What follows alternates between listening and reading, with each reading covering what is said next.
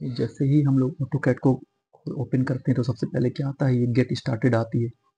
Second में recent document आता है। सेकंड में नोटिफिकेशन आता है। तो गेट स्टार्टेड क्या होता है, इसमें देखो हम लोग जैसे इस पर क्लिक करोगे तो इसमें क्या होगी, आपकी प्लान की पेज खुल जाएगी, फिर आप इसमें प्लान बना सकते हो अपना। सेकंड में ये क्या होती है, तो ये ओपन फाइल होता है। ओपन फाइल में क्या होता है कि जब भी अगर आपने कोई बनाया है प्लान, तो वो अगर कोई फाइल आपके पास है तो उससे आप सिलेक्ट करके इसे ओपन कर सकते हो। रिसेंट डॉक्यूमेंट क्या होती है, रिसेंट डॉक्यूमेंट में ये होता है कि जो भी आपने प्लान रिसेंट में बनाया है तो ये यहाँ पर शो होगा। अगर आपको सडनली खोलनी है तो यहाँ पर से जो भी प्लान आपने सडनली खोलना है उसको क्लिक करो, ये ओपन हो जाएगा। थर्ड वन क्या होता है, तो ये नोटिफिकेशन होती है। आपने अगर ऑटो कैड में आपका कोई भी अकाउंट है तो डायरेक्ट यहाँ से आप साइन इन कर सकते हो। अब यहाँ पर हम लोग स्टार्ट करते हैं, तो यहाँ पे क्लिक करो। जैसे क्लिक करोगे तो ये शो करेगा, तो इसे हम लोग क्या कहते हैं, तो इसे हम लोग ग्रिड कहा जाता है।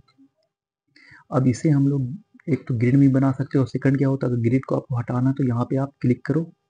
जैसे क्लिक करोगे तो पेज आपकी ग्रिड हट जाएगी। अब आप यहाँ पर डायरेक्टली प्लान बना सकते हो। अब ये चीज़ क्या होती है, तो इससे हम लोग जनरली जो कहते हैं वो कहते हैं क्विक एक्सेस टूल बार। ये पूरी क्विक एक्सेस टूल बार होती है जिसमें फाइल होता है, एडिट होता है, व्यू होता है, इंसर्ट, फॉर्मेट। तो यहाँ पे आप देख सकते हो, यहाँ पर क्या है, न्यू है, यहाँ पर आप ओपन कर सकते हो, यहाँ पे सेव कर सकते हो, यहाँ पे सेव है, इस तरह से। तो ये पूरी जो होती है आपकी एक टूल्स होती है, ठीक है। और ये इसे हम लोग क्या कहते हैं, तो इसे हम लोग वर्क स्पेस कहते हैं, यहाँ पे हम लोग काम करते हैं, बनाते हैं। अब इसमें क्या है ये चीज़, तो ये चीज़ जनरली जो होती है वो WCS होता है। इसमें जनरली हम लोग जब 3D में बनाते हैं तो बनाने के बाद अगर आपको अपने प्लान को नॉर्थ से देखना है, साउथ से देखना, वेस्ट से देखना, ईस्ट से देखना या टॉप से देखना है, तो हम इसका हेल्प लेते हैं। ये चीज़ जो होती है इसे हम लोग क्या कहते हैं, तो इसे हम लोग नेविगेशन बार कहते हैं। नेविगेशन बार क्या होती है, जैसे ये पेन है, और जैसे यहाँ पे हमने एक बनाया, ये है। अब यहाँ पे हमने एक चीज़ ये बना दिया। अब पेन से क्या होता है कि पेन पे सिलेक्ट करो तो देखो पेन से क्या होगा कि पेज आपकी स्लाइड करती है, आप जहाँ भी चाहो उससे स्लाइड कर सकते हो। तो ये आपकी नेविगेशन बार होती है। इसी तरह से जूम का भी इसी से इस्तेमाल करते हैं हम लोग। तो ये चीज़ क्या होती है, तो इसे जनरली हम लोग कहते हैं टूगल कीज। टूगल कीज में क्या होता है कि इसमें तो बहुत सारे कमांड है, लेकिन जनरली 4 कमांड बहुत ज़्यादा इंपॉर्टेंट होता है। पहला होता है ऑब्जेक्ट स्नैप। अब देखो जैसे यहाँ पे क्लिक करोगे आप, तो ये ऑब्जेक्ट स्नैप आपकी ऑफ हो गई। यहाँ पे क्लिक करो तो ऑन हो गई। इसका क्या है, यहाँ पे क्लिक करो, देखो ये चीज़ शो कर रहा है, ये एंड पॉइंट। यहाँ पर आपका मिड पॉइंट शो कर रहा है, यहाँ पर आपका एंड पॉइंट शो कर रहा है। तो ऑब्जेक्ट स्नैप में यही चीज़ होती है। अगर आप ऑब्जेक्ट स्नैप को ऑफ कर दो, देखो यहाँ पे हम ऑब्जेक्ट स्नैप को अगर ऑफ कर देंगे तो देखो यहाँ पे नहीं शो करेगा, फिर आपका कुछ शो कर रहा है, यहाँ पे कोई भी एंड पॉइंट, कोई फर्स्ट पॉइंट, कोई मिडिल पॉइंट शो नहीं कर रहा है। इसलिए जब भी आप ऑटो कैड स्टार्ट करो तो सबसे पहले आपको ऑब्जेक्ट स्नैप को ऑन कर देना है। इसके बगल में ये जो है इस पर क्लिक करोगे, क्लिक करने के बाद ये चीज़ देखना है कि जितने भी चीज़ है यहाँ पर सब पर ऑन होना चाहिए, मतलब टिक होना चाहिए, ठीक है। अगर ये आप इस तरह से रहा तो फिर आपका एंड पॉइंट यहाँ पे शो नहीं होगा, इसलिए यहाँ पे इसको भी टिक करके इसको भी ऑन कर देना है। क्लियर। सेकंड जो आपकी आती है वो क्या आती है, ऑब्जेक्ट स्नैप ट्रैकिंग। ये चीज़ क्या होती है, तो इसे ऑब्जेक्ट स्नैप ट्रैकिंग कहते हैं। ऑब्जेक्ट स्नैप ट्रैकिंग क्या है कि जैसे एक सर्किल आप लो, यहाँ पर, यहाँ पे मैंने एक सर्किल लिया, ठीक है। अब देखो यहाँ पर ऑब्जेक्ट स्नैप ऑन है, तो इसमें क्या है कि जब हम कोई भी, जैसे यहाँ पे देखो सर्किल है ना, अब यहाँ से हम लेना चाहते हैं, देखो ये ट्रैक कर रहा है कि यहाँ पर अगर आपको चाहोगे कि यहाँ से एक लाइन लें तो हम ले सकते हैं स्ट्रेट, तो ये ट्रैक करके दे रहा है ना, वो चीज़ हो गई। सेकंड, अगर आपको स्ट्रेट में भी लेना, देखो शो कर रहा है, देखो ये इस तरह से। तो यही क्या होती है, ऑब्जेक्ट स्नैप ट्रैकिंग करता है। अगर इसको आप ऑफ कर दोगे, यहाँ पर देखो ऑफ कर दो, उसके बाद अगर आप लो तो देखो यहाँ पे कुछ शो नहीं कर रहा है, कुछ शो कर रहा है यहाँ पर, कुछ शो कर रहा है यहाँ पर नहीं कर रहा है। तो ये सेकंड चीज होती है ऑब्जेक्ट स्नैप ट्रैकिंग। तो इसे भी आपको देखना है कि इसे आपको ऑन करके रखना है। क्लियर। थर्ड जो होती है आपकी वो क्या चीज होती है, तो वो होती है ortho mode on. Ortho mode ये है। अब देखो ऑर्थो मोड क्या है कि यहाँ पे आप क्लिक कर दो तो ऑर्थो मोड ऑफ हो गई, और सेकंड में ऑर्थो मोड ऑन। अब ऑर्थो मोड से ऑन से क्या होगा कि देखो यहाँ पर हमने क्लिक किया, देखो ये क्या है, ये हमेशा सिर्फ स्ट्रेट ही जाएगी, मतलब ये कभी भी कर्व इस तरह से नहीं होगा। जो भी लाइन जाएगी आपकी क्या होगी, एकदम स्ट्रेट जाएगी, मतलब जिग जैग में नहीं जाएगी। जिग जैग में जाने के लिए क्या करना पड़ेगा आपको, यहाँ पर जो ऑर्थो मोड ऑन है इसको ऑफ कर दो, फिर आप लाइन लो, देखो अब देखो आप लाइन कहीं से भी zigzag ऐसे इस तरह से ले सकते हो।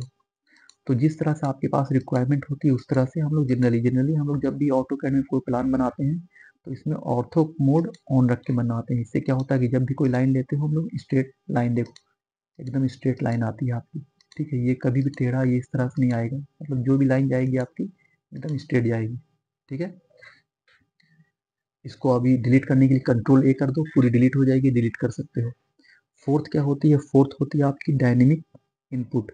डायनेमिक इनपुट में क्या है कि देखो यहाँ पर इसको अगर हम ऑफ कर देते हैं, अब कोई लाइन हम लेना चाह रहे हैं तो यहाँ पे क्लिक करो, एक लाइन लो, तो यहाँ पे शो कर रहा है कि कितना डिस्टेंस हम लोग लेना चाह रहे हैं, कुछ कुछ नहीं डिस्प्ले डिस्टेंस शो कर रहा है। लेकिन इसी को अगर आप डायनेमिक इनपुट को ऑन कर दो, अब यहाँ पर देखो, देखो डिस्टेंस शो कर रहा है ना आपको।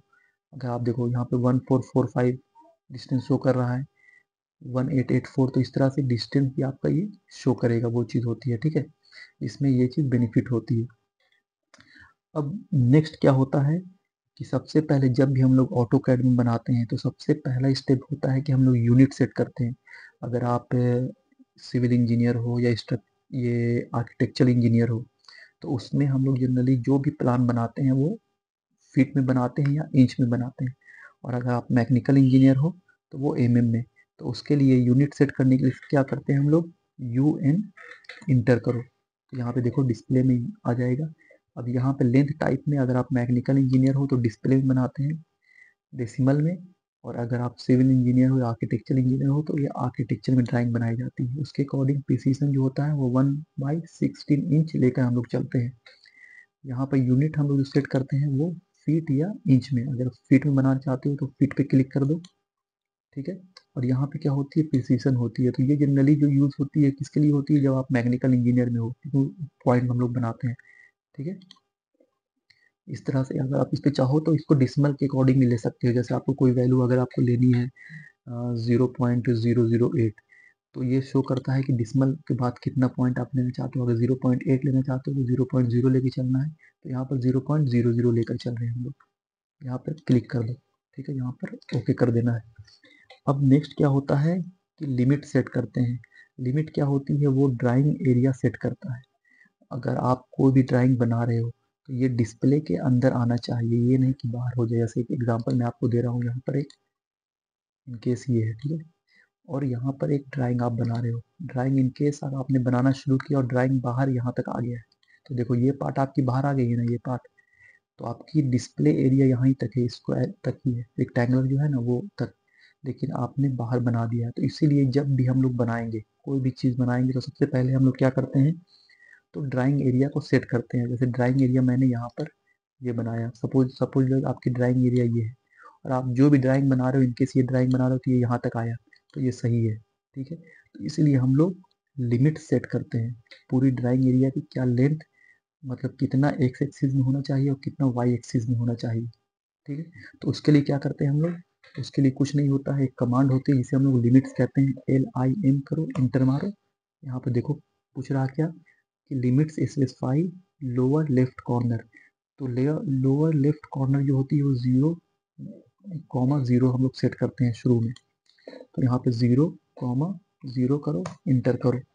नेक्स्ट क्या बोल रहा है कि limits specify upper right corner. तो अपर राइट कॉर्नर हम लोग यहाँ पर 30 फीट लेकर चलते हैं, कॉमा 20 फीट, यहाँ पर इंटर कर दो, ठीक है। उसके बाद अब हम लोग इसमें जूम सेट करते हैं कि जूम से क्या होता है कि अब 30 फीट तक जो भी आप ड्राइंग बनाओगे वो डिस्प्ले पर शो होगा। तो उसके लिए Z इंटर A इंटर कर दो। अब यहाँ से हम लोग जो भी ड्राइंग बनाएंगे, जितना मतलब अप टू 30 फीट तक बनाएंगे और 20 फीट तक बनाएंगे, वो पूरा आपकी स्क्रीन पर शो होगा। क्लियर। अब इसमें हम लोग क्या करते हैं, नेक्स्ट नेक्स्ट ये होता है कि लास्ट जो सेटिंग होती है उसे हम लोग कहते हैं डिस्प्ले सेटिंग। तो देखो डिस्प्ले सेटिंग क्या होता है, डिस्प्ले सेटिंग के लिए कमांड जो होती है वो होती है OP इंटर। यहाँ पर देखो डिस्प्ले, यहाँ पर कलर। अब कलर में यहाँ पर आप सेट कर सकते हो कोई भी कलर। अगर आपको चाहिए कि ब्लू, तो ब्लू पर क्लिक करो, अप्लाई करो, अप्लाई करो, ओके करो। देखो यहाँ पूरी आपकी ब्लू हो गई। लेकिन ऑटो कैड में जनरली जो हम लोग यूज़ करते हैं वो ब्लैक यूज़ करते हैं, जिसके लिए OP इंटर करो, यहाँ से आपका डिस्प्ले कलर, यहाँ पे जाओ कलर में और यहाँ पर ब्लैक सेट कर लेते हैं, यहाँ पे अप्लाई कर दो, यहाँ पे अप्लाई एंड ओके। तो इस तरह से अब जो भी आप कमांड बनाओगे वो इजी वे में आपका बनेगा। तो ऑटो कैड में सबसे पहला स्टेप यही होता है कि यूनिट कैसे सेट की जाती है, लिमिट्स में आपकी ड्राइंग एरिया कैसे सेट करते हैं, उसके अकॉर्डिंग फिर टूगल कीज का क्या क्या यूज होता है। यहाँ पर हम लोग देखते हैं कि ऑब्जेक्ट स्नैप हो गई, ऑब्जेक्ट स्नैप ट्रैकिंग हो गई, ऑर्थो मोड, डायनेमिक इनपुट्स, ये सब ऑन है कि नहीं है। क्योंकि अगर आप इसका नॉलेज नहीं रहेगा तो फिर आप प्लान बनाने में काफ़ी ज़्यादा आपको प्रॉब्लम होगी। तो आज के लिए हम लोग इतना ही रहने देते हैं। Thanks for watching. अगर आपको अच्छा लगे तो हमारे चैनल को सब्सक्राइब करना, जिससे कि मैं नेक्स्ट में भी अच्छा नया नया वीडियो लाऊंगा और स्टेप बाय स्टेप हर एक कमांड का, मैं ऐसे लाइन कमांड हो गई, पॉली लाइन हो गई, सर्किल, बहुत सारे कमांड होता है, उसका वन बाय वन मैं आपको यहाँ पे बना के दिखाऊंगा। ठीक है, तो आज के लिए हम लोग इतना ही रहने देते हैं। Okay, thank you so much.